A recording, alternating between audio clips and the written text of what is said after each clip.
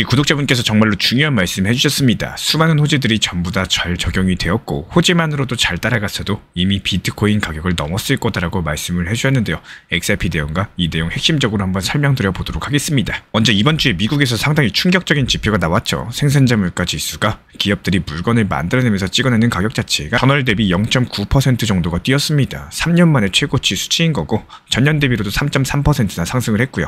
이 수치가 마지막으로 이렇게 높았던 게 언제인지 아시나요? 바로 2022년 인플레이션이 폭등하면서 암호화폐 시장이 폭락하던 그 시점이었습니다.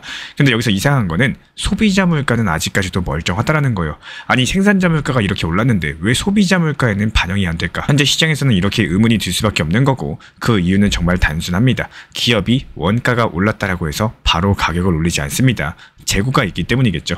이 재고가 소진되는데 보통 2달 정도가 걸리기 때문에 지금 7월 달에 생산자 물가가 상승했다면 9월 지표, 즉 10월부터는 소비자 물가도 반응을 하기 시작한다는 얘기입니다. 결국 지금의 PPI 급등은 앞으로 CPI 소비자 물가 지수가 오를 수 있다는 신호탄인 거고 이렇게 지표가 발표가 됐는데도 왜 미국 증시라거나 암호화폐 시장은 크게 흔들리지 않는 걸까요? 보통 같았으면 이렇게 높은 생산자 물가가 나오면은 시장은 움찔해야지 정상인 거고 발표 직후에 잠깐 하락했다가 곧바로 회복을 했습니다. 여기에는 정치가 끼어있기 때문에 그래요. 트럼프 대통령 측에서 지금 미국 연준에다가 강력하게 압박을 넣고 있죠. 파월 의장을 교체하겠다. 금리를 무조건 내리겠다. 심지어 소송까지도 거론을 하고 있습니다. 이게 정상적인 미국 연준이라면 물가가 오르는데 무슨 금리 인하냐 뭐 이렇게 말을 하겠죠. 근데 지금은 이런 공식들이 통하지가 않습니다. 결국에 시장은 트럼프 압박에 단 한 번 정도는 금리 인하가 나오겠구나 이렇게 받아들이고 있다는 거고 그런데 여기서 중요한 질문이 있죠. 만약에 인플레이션이 실제로 소비자 물가까지도 확산되면 어떻게 될까요? 그런데도 금리를 내린다면 물가는 잡을 수 있는 마지막 카드가 사라지게 됩니다. 그 순간 자산 시장은 크게 흔들릴 수밖에 없는 거고 보통 이런 상황에서 자금은 위험자산에서 안전자산으로 이동을 해요. 주식과 부동산, 코인에서 빠져나가면서 현금이나 채권으로 가는 거죠. 근데 여기에도 함정이 있습니다. 금리가 올라가는 상황에서는 채권 가격이 떨어집니다. 그러면 안전자산으로 믿었었던 채권마저도 매력이 사라지게 되겠죠. 결국에 돈들은 현금, 단기 채권에만 몰리면서 자산시장의 유동성들은 전부 다 빠져나가 버린다는 거예요.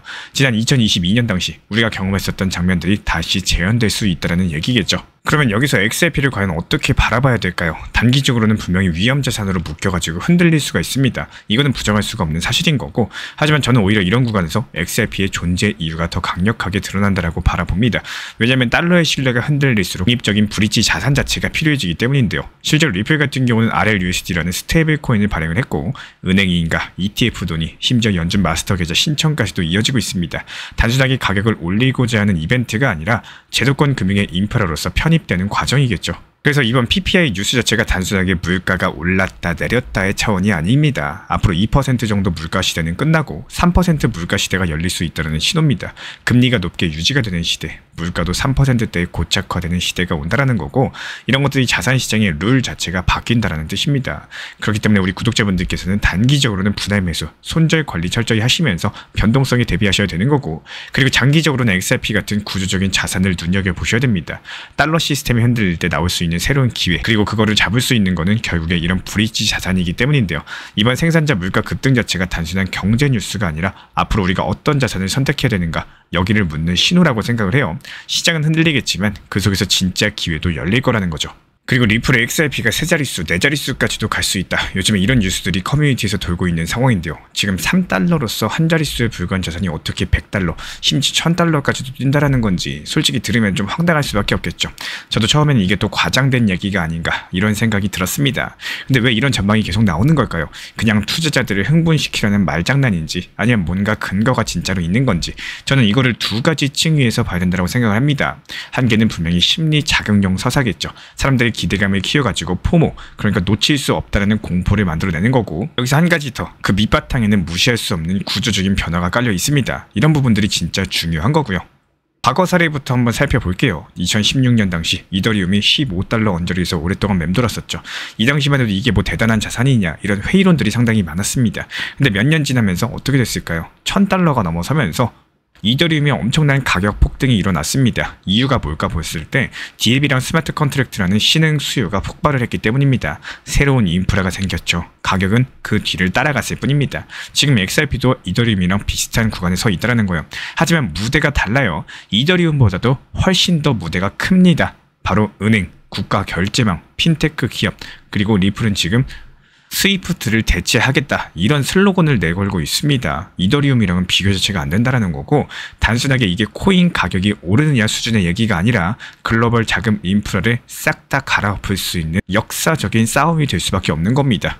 그런데 여기서 우리 구독자분들께서 흔히 빠지는 오해가 있는데요. $1000 간다라는 말에 혹하시는 분들, 반대로 그거는 말도 안 된다라고 비웃는 분들. 그런데 핵심은 숫자가 아닙니다. 이게 $10를 가든 간에 $100를 가든 간에 XRP가 전 세계 금융 시스템에 편입되는 순간, 그때부터는 가격보다는 역할이 가치를 정하게 될 겁니다.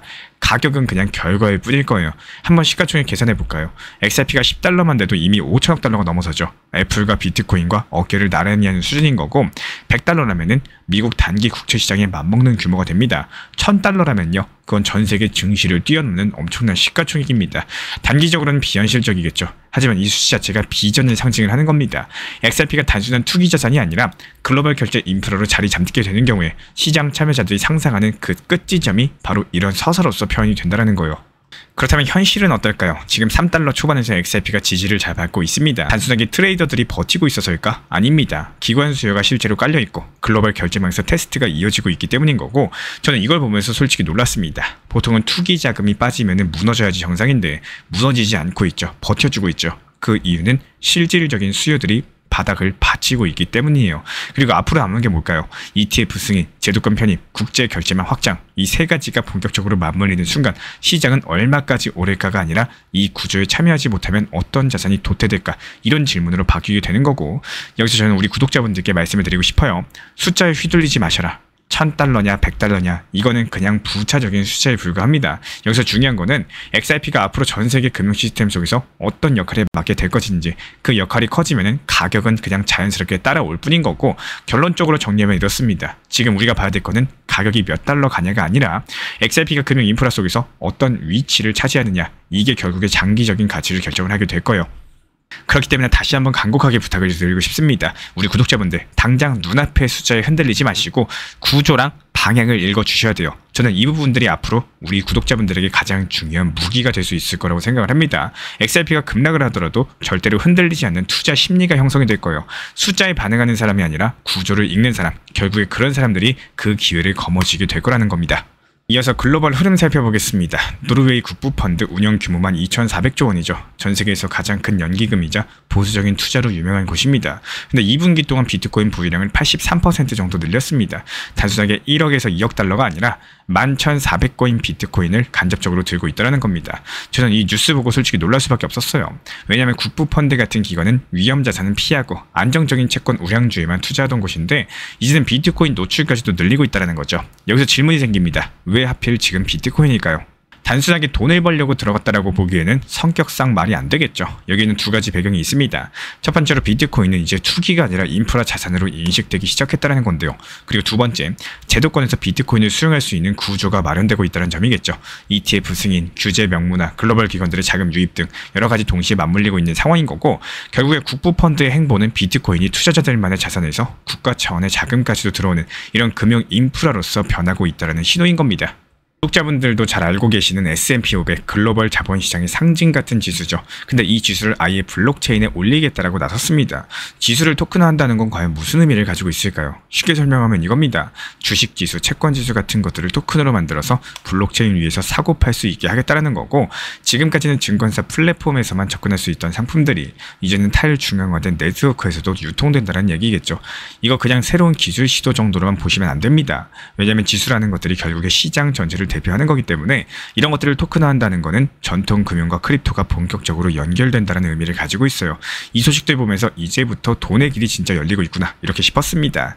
주식과 채권, 부동산 같은 이런 자산들이 토큰으로 거래된다? 그렇다면 크립토 시장은 더 이상 특정 코인 가격에만 매달리는 시장이 아니겠죠. 글로벌 자산이 전부 다 연결되는 새로운 장터가 형성이 되는 거예요. 이런 와중에 나스닥 상장사 웰지스틱스 헬스 측에서는 미국에서 제약과 의료 인프라를 담당하는 기업인데요. 이 회사가 리플 레저 기반의 결제 시스템을 도입했습니다. 여기서 중요한 포인트는 규모입니다. 이미 미국 전역에서 6,500개 정도의 약국 네트워크를 가지고 있고, 결국에 이런 단순한 파일럿 테스트가 아니라 실제 사용으로 바로 확산될 수 있는 구조라는 겁니다. 많은 분들께서 XRP를 가격 차트로만 보시는데요.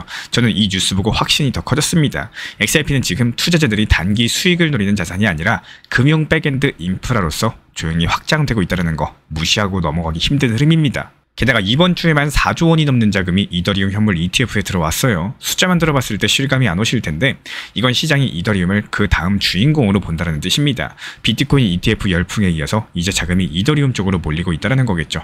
ETF의 의미는 단순하게 돈이 들어왔다는 게 아니에요. 제도권 자금이 들어올 수 있는 통로가 열렸다는 거고 이제 개인 투자자만이 아니라 연기금, 기관 자금이 이더리움으로 흘러들을 수 있는 기반이 생긴 겁니다.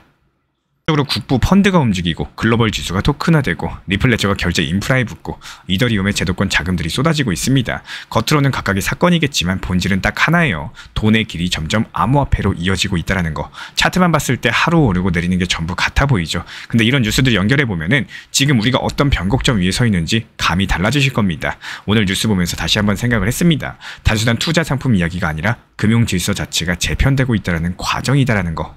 그렇기 때문에 우리 구독자분들께서는요, 지금 가격보다 길이 어디로 가고 있는지를 보는 게 더 중요할 겁니다. 이런 흐름들이 앞으로 더 커질 가능성이 높기 때문에 우리가 준비해야 되는 것은 단기 변동성이 아니라 장기 구조 변화에 대한 확신이겠죠. 그 속에서 본질을 잡아내는 것은 우리 몫인 거고 지금 돈의 길은 확실하게 크립토 시장 쪽으로 열려가고 있습니다.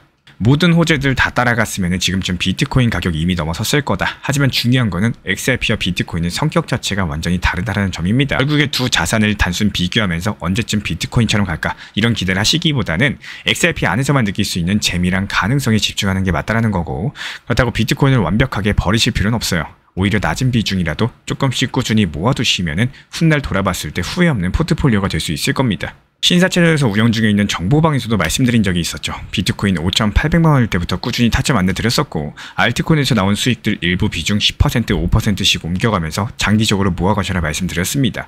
단기 고점을 활용해가지고 수익을 챙기면서도 아주 긴 호흡으로서 보는 이유가 바로 여기에 있는데요. 포트폴리오의 여러 가지 색깔로 맞추는 것은 계절과도 비슷합니다. 늘 봄이나 가을처럼 이렇게 선선할 순 없겠죠. 어떤 날은 한여름처럼 덥고 또 어떤 날은 한겨울처럼 추워집니다. 그렇기 때문에 그때그때 날씨에 맞는 옷이 필요한 것처럼 시장 상황에 맞춰가지고 대응할 수 있는 다양한 포트폴리오가 반드시 필요하다라고 말씀을 드려요. 특히나 요즘 코인 시장 같은 경우는 호재를 호재로만 기대하기 어려운 시장입니다. 그 이유는 정말 간단한데요.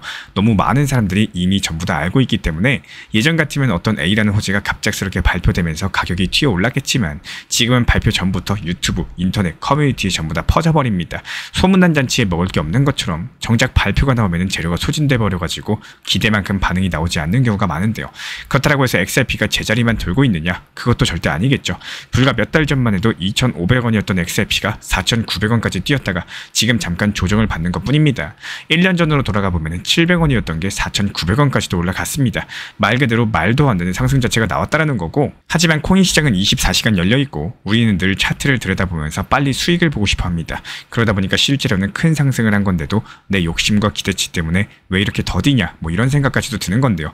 만약에 700원일 때 2천만 원을 매수해놨다면 4,900원 기준으로 약 1억 4천만 원이 됩니다. 엄청난 수익률이죠. 결국에 XRP는 충분히 해줄 만큼 해줬다라는 거예요. 다만 우리의 욕심이 앞서다 보니까 아쉬움이 크게 느껴지는 거고 그래서 제가 늘 강조드리는 게 있어요. 못 팔아서 후회하는 것보다 차라리 분할 익절을 통해서 효율적인 매매를 하는 게 훨씬 낫다라는 거. 이 부분 반드시 명심해 주시길 바라겠습니다. 특히나 지금 시장 같은 경우는 미국 금리 인하를 앞두고 비트코인의 꾸준한 우상향이 이어지고 있죠. 그리고 리플 XRP의 폭발적인 상승과 더불어가지고 비트코인 그리고 리플 이런 흐름들이 횡보 세일을 보이거나 저조한 경우 이때는 NFT나 메타버스, 웹3, RWA 이런 것들을 포함한 솔라나 수익 생태계가 서로 순환매를 이루면서 상승하는 게 일반적인 현재 시장 흐름입니다. 게다가 요즘 같은 경우는 보통 일요일에서 월요일로 넘어가는 시장들 같은 경우는 통계적으로 약세장이 펼쳐지죠. 그리고 어떻습니까? 월요일 쉬어가다가 화요일부터 다시 반등 장세가 연출이 되고 그리고 보통 수요일이나 목요일에는 대거 알트 종목들 수익 실현하는 이렇게 일주일 농사 수확하는 흐름들이 한 번에서 두 번 정도 연출이 되고 있는데요. 실제로 최근에 또 단기 반등 장세가 나왔었기 때문에요. 이에 따른 조정 자체가 필연적이었었고 실제로 RSI 지표상으로도 과열된 구간인 것들이 확인되면서 종목 수익 실현 이후에 하루 이틀 정도는 시장이 충분히 눌릴 때까지 신규 매수 종목 타점을 들이지가 않았었습니다. 게다가 이것뿐만이 아니죠. 투트랙 전략으로서 리플 XRP에 대해서도 중장기 비중은 그대로 두시되 단기 비중에 대해서는 단기 고점에서 수익 실현을 하고 또 밑에서 더 담을 수 있도록 분할 매수 타점까지도 공지 브리핑 드리고 있고요. 비트코인 같은 경우는 매달 초에 5% 비중으로 꾸준하게 매수하고 있고, 실제로 비트코인 지난 5천만 원 하던 시절부터, 그때 ETF 승인되네 만에 하던 이 시절, 이때부터 우리 신사 채널 커뮤니티 통해서 매달마다 한 번씩 매수하시면서 비중 늘려나가실 수 있도록 적절한 매수 타점 브리핑 드리고 있습니다. 지금 이때 비트코인 5천만 원부터 꾸준히 모아나가고 계시는 우리 신사 채널 리플 커뮤니티 회원분들 상당한 수익 내고 계시죠. 비트코인은 여태까지 매도 친 적이 없어요. 그리고 개별 알트코인에서는 정확한 눌림목 타점이 발견이 됐었고, 화요일 다시 정확한 눌림목 타점에서 매수 타점까지도 말씀드렸습니다. 전부 다 실시간으로 말씀드리고 있는 상황이고요. 그리고 이번에 CPI 발표가 호재로서 발표가 되면서 정확하게 상승장이 연출이 됐었고, 수요일 새벽에 안전하게 수익 실현하면서 미리 매도 타점까지도 걸어놨었기 때문에 잠을 자다가 수익 실현이 되셨고, 잠에서 깨어나고 보니까 이미 매도 처리되어 있으면서 계좌의 수익은 점점 쌓여가고 계십니다. 이렇게 개별 알트코인 방뿐만 아니라요, GPT 인공지능 타점을 활용한 인공지능 단타방에서도 새벽에 수익 매도 차결 완료됐습니다. 챗GPT를 활용해가지고 타점에 대한 정확도를 키우는 방이고, 이렇게 상승이 시작하기 전에 매수를 하고 하락장이 나오기 전에 매도하면서 눌림목 라인에서 날카로운 매수를 통해 가지고 미리미리 매도가 걸어 놓으시고, 잠을 자고 일어나 보니까 수익이 체결될 수 있도록 타점까지도 설정 도움 드리고 있습니다. 현재 현금 비중 자체가 증가됐기 때문에 다시 한번 또 눌림목 타점에서 매수 사인까지 드릴 예정이고요. 이런 부분들에 대해서 실시간으로 정보 받아보고 싶으신 분들 단순하게 그냥 현재 보이시는 번호로서 문자 신청만 주시면은 바로 입장 도움 드리도록 하겠습니다. 이번에도 리플 4,850원에 매도하면서 눌림목 4,150원 구간에서 다시 매수 완료했습니다. 근데 여기서 중요한 건요, 우리 신사 채널에서는 리플 코인 한 개만 보는 게 아니라는 거예요. 리플은 일정 비중만 유지하시되 사고 팔고 반복하면서 투트랙 전략을 통해 가지고 알트코인들도 같이 병행을 하고 있습니다. 이번에도 도지코인 276원에 잡아가지고 370원에 익절 완료했고요. 다시 한번 눌리면서 타점 진입했었죠. 이런 식으로 다른 알트들 타점 잡고 단타 돌리는 중인데 지금 수익 흐름 자체가 아주 잘 나와주고 있다는 거예요. 그래서 지금은 리플 전용 타점방, 그리고 알트 전용 단타방, 인공지능 GPT AI 타점방까지 총 3개 방을 운영 중에 있는 거고, 셋 중에 원하시는 쪽으로 입장 도움 드리거나요, 3개 방 모두 다 입장을 도움 드리고 있기 때문에 현재 보이시는 번호로서 문자 한 통 주시면은 조용하게 빠르게 입장 도움 드리도록 하겠습니다. 여기서 진짜로 중요한 건요, 타점은 계속 시장에 집중하고 기다릴 줄 아는 사람들에게만 보인다는 겁니다. 우리 신사 채널 구독자분들은 단순하게 영상 보시면서 구독과 좋아요만 눌러주시면요, 시장 모니터링은 제가 직접 하겠습니다. 전용 커뮤니티 방 통해 가지고 따라만 와주시면 되는 거고, 늦었다고 생각했을 때가 가장 빠를 때죠. 지금 이 영상을 보는 이 순간 그 타이밍은 이미 오고 있다는 거 반드시 기억해 주시기 바랍니다. 리스크를 분산할 수 있는 가장 효율적인 전략인 거고, 그리고 두 번째 트랙은 남은 현금 비중으로 알트코인 단타로서 굴려나갑니다. 수익이 나면은 그거를 다시 리플에 재투자하시면 되는 거고, 이게 바로 수익을 만드는 순환 매수 전략이 되실 거예요. 그런데 여기서 중요한 거는 단타 하실 때 조심하셔야 되는 거예요. 단타 매매 중독되면 끝장입니다. 이 매매 중독을 절대 조심하셔야 되는 거고, 예를 들어 가지고 시장이 과열인데도 지금 아니면 기회가 없다, 이런 조급한 생각에 RSI 지표가 이미 고점인데도 불안해서 또 들어가고 결국에 수익은커녕 손실만 쌓이게 되실 겁니다. 그래서 저희 채널 차원에서는 한 가지 원칙이 있습니다. 확률이 높은 날만 진입을 하세요. 그리고 시장 전체가 과매도 구간일 때, 비트코인 기준 RSI가 바닥을 찍을 때, 그때 알트코인 중에서 최근 거래량이 급등한 종목이 과매도의 경우 MACD, 볼린저 밴드, 이동평균선과 일목균형표 참고해서 신중하게 매수 진입 타점 들어갑니다. 그리고 그 외에는 아예 매매를 쉬는 날도 반드시 있어야지 진짜 단타인 거고, 그렇다면 이걸 어떻게 구별할 수 있는지 궁금하실 거예요. 여기서 챗GPT가 등장을 합니다. 저희는 챗GPT를 단순한 도구로 쓰지 않습니다. GPT한테 오늘 확률 높은 진입 타이밍이냐 이렇게 물어볼 수 있게 맞춤 프롬프트를 사용을 하는데요. 그리고 그 결과에 저의 실전 매매 노하우 30%를 덧붙여가지고 GPT 시그널을 보완합니다. 어떻게 하는지 궁금하신 분들 GPT 검색력과 활용 전략을 이용해가지고 이 두 가지를 한 방에 알려드리고 있습니다. 현재 보이시는 번호로서 리플 단타라고 문자 남겨주세요. 지금 이 영상 보신 분들에게만 오픈합니다. 그냥 GPT 쓰는 법이 아니라 투자로 연결되는 GPT 사용법 지금 바로 알려드리도록 하겠습니다. 제가 안내해드리고 있는 코인 신사 채널 멤버십 전용방에 대해서 짧게 설명드려 보도록 하겠습니다. 리플, 암호화폐 시장에 대한 중요한 이슈, 그리고 브리핑이나 시장의 흐름에 대한 전문적인 분석 내용 설명과 함께 차트상의 기술적 분석, 온체인 지표와 투자 심리에 대한 내용들을 같이 안내 도움 드리고 있고, 가장 중요한 투자 심리를 컨트롤하기 위해서 포트폴리오의 구성에 대한 노하우, 투자 심리 컨트롤에 대한 내용도 같이 안내 드리고 있습니다. 코인 신사 스터디 멤버십 가입하신 분들께서는 아래 번호 혹은 신청 링크 통해서 남겨주시면 제가 연락드리고 있고, 안내 설명과 함께 신사 채널 리플 전용 멤버십 방에도 입장 안내 설명드리고 있습니다.